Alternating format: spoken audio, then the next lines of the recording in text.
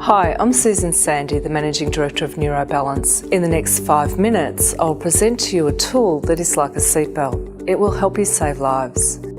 Today, I wanted to specifically focus on PTSD and suicide. Post-traumatic stress disorder is a persistent physiological response to a threat or a perceived threat which switches on the sympathetic nervous system.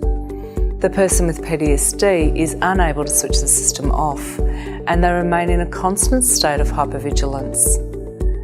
Strong emotional reactions such as fear, horror, anger, sadness, and hopelessness are natural after these events.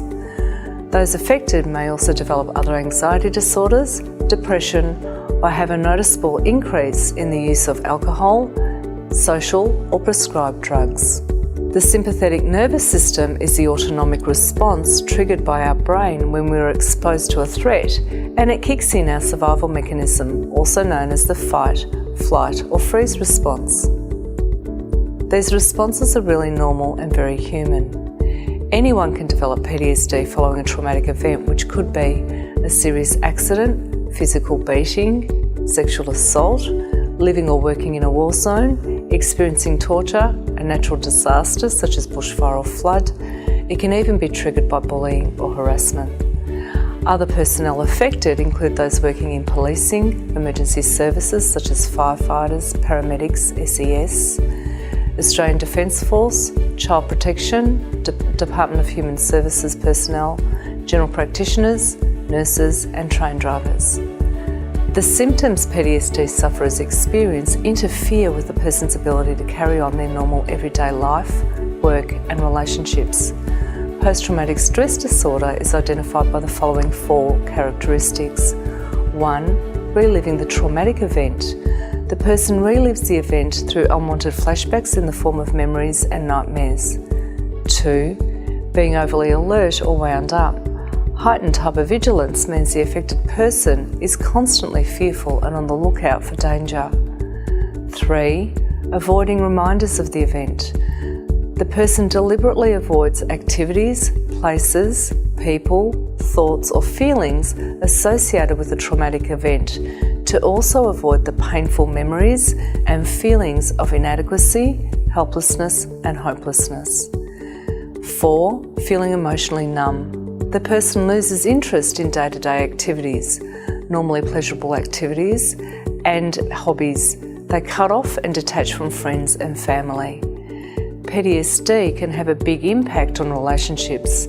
When a person tries to block out painful memories, it can appear that they're irritable or uninterested in others. The 2010 Australian Defence Force Mental Health Prevalence and Wellbeing Study found that more than half of the ADF population had experienced a mental health disorder in their lifetime, with the most prevalent anxiety disorder being PTSD. On February 23, 2016, Queensland-based charity Walking Wounded stated that since 1999, 49 Australian soldiers have been killed whilst on active duty, and during the same period, 239 veterans have taken their own lives. That's 5 times as many returning soldiers compared to those who lost their lives defending their country.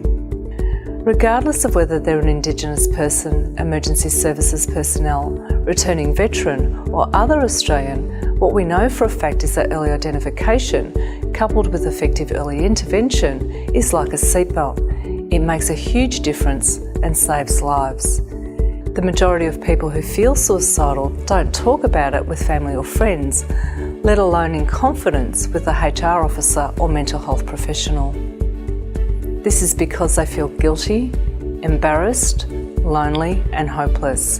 They often feel unheard, misunderstood and completely helpless. NeuroAssess is a software program that encompasses licensed, evidence-based and researched measures. Amongst many other benefits to you using the tool, it has been developed specifically to identify a client or employee's risk of being on the pathway of suicide before they even take a seat in your office or professional consulting rooms. This outcome is provided to you despite the employee's or client's reluctance to discuss their suicidal tendencies. NeuroAssess uses a measure that taps into the subconscious mind through the use of specific colour frequencies that occur in our natural environment.